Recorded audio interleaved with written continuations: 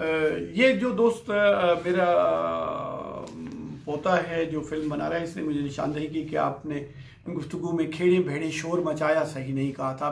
पिछले पद में अगर मैंने ऐसा नहीं कहा तो मैं उसे दुरुस्त करता हूँ। ये ज़ैनुल आबिदीन ने निशानदेही की है इसकी कि खेड़े भेड़े शोर मचाया, यानी वो मनफी जो लोग थे या मनफी कुव्वतें थी उनको एतराज़ हुआ और उन्होंने कहा ये क्या हो रहा है। तो आगे चलते हैं।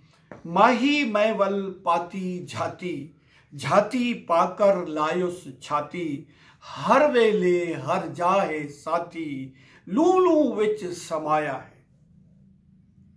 अब इसकी तरफ आते हैं। ये माही, ये ख्वाजा साहब लफ्ज महबूब के लिए कितने लफ्ज है जो ख्वाजा साहब महबूब के लिए इस्तेमाल करते हैं। माही मोह लेने वाला, मोह लेने वाला।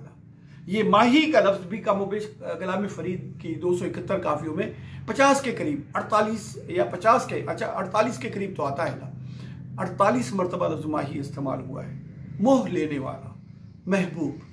और उसने क्या किया, माही मैं वल पाई पाती झाती, इसको कुछ लोगों ने पाई झाती कर दिया पिछले दवावीन में भी, लेकिन कलमी नुस्खा जात में पाती झाती जो ज़्यादा खूबसूरत लगता है। उसके पाती झाती के हम सोत हम वजन होने के हवाले से माही मैं वल पाती झाती, महबूब ने मेरी तरफ एक झलक मुझे दिखाई, मेरी तरफ झाती पाना, ये मेरी तरफ तवज्जो फरमाई, मेरी तरफ तशरीफ ले आए, मेरी तरफ देखा, मेरे पास, ये सब कुछ आ जाता है उसमें। मैं वल पाई यानी मेरी तरफ तवज्जो फरमाई, मुझे एक नज़र से देखा, या मुझे अपनी एक झलक दिखाई, ये सब कुछ, या वो तशरीफ लाए, ये सब कुछ इसी में आ जाता है। माही मैं वल पाती झाती, झाती पाकर लायुस छाती, हर वेले हर जाए साथी, हर वेले हमादम, वो हमारा साथी है, साथ है।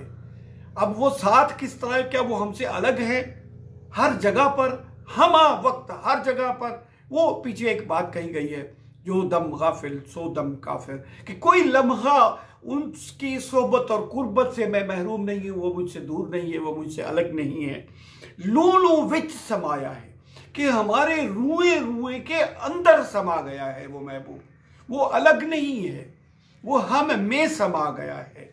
अब ये कहाँ जाके नात बनती है और कहाँ जाकर ये हमद शुरू हो जाती है, और ख्वाजा फरीद अलैहि रहमत हमद और नात को आपस में मिक्स क्यों कर देते हैं, ये एक बड़ी बात है जो हम पिछले हिस्से में भी कहे आए हैं कि इस पर हम बात करने के अहल नहीं है, ये हमारा डोमेन भी नहीं बनता, वो और लोग करेंगे।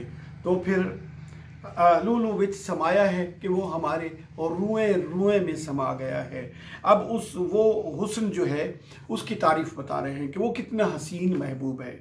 वो अजमल मिन का लम तलिदन निसाओ लम तरक़त तो ऐनी, मेरी आँख ने आप जैसा कोई नहीं देखा। वो उनके हुस्न की बात कर रही हैं, तो कर रहे हैं। खाई साहब तो कहते हैं हुस्न रांझंद्या धुमा पैया, उस हसीन रांझे की ऐसी धूम पड़ी है कि देखण आया सेंग्या सैया, कि पूरी दुनिया जमा हो गई, मेरे हम जोलिए, मेरे हम उम्र, जो उस दौर के लोग, सब लोग देखने आए कि ये क्या हसीन है, ये क्या महबूब है, ये किसका हुस्न है।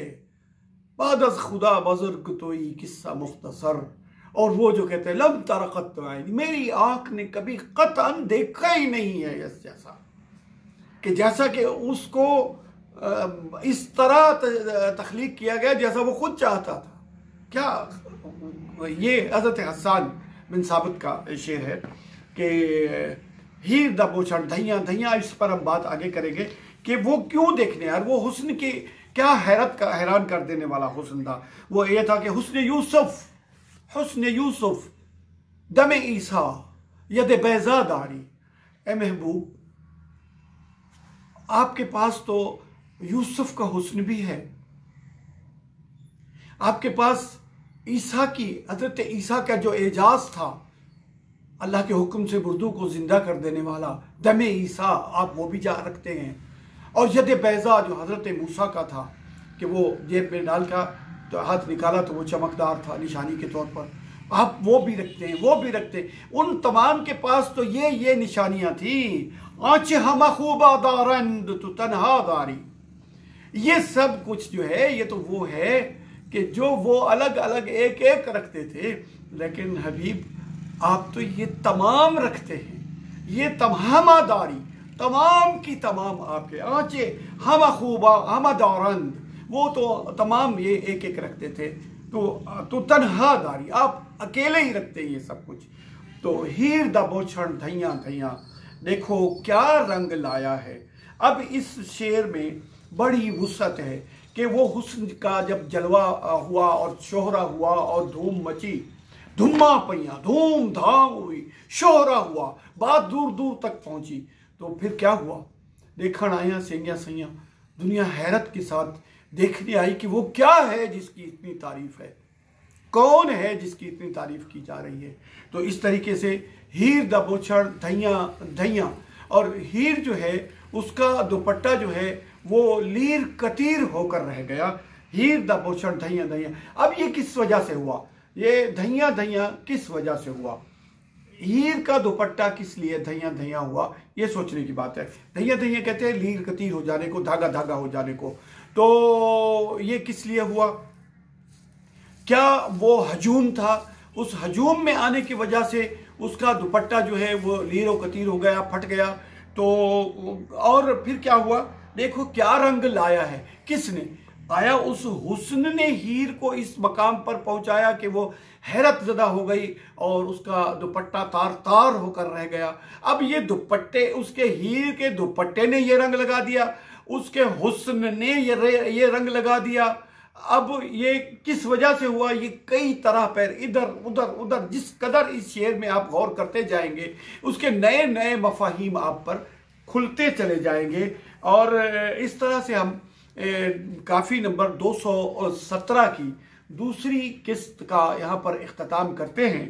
तो अगला तीसरी किस्त में हम इसको ख़त्म करेंगे।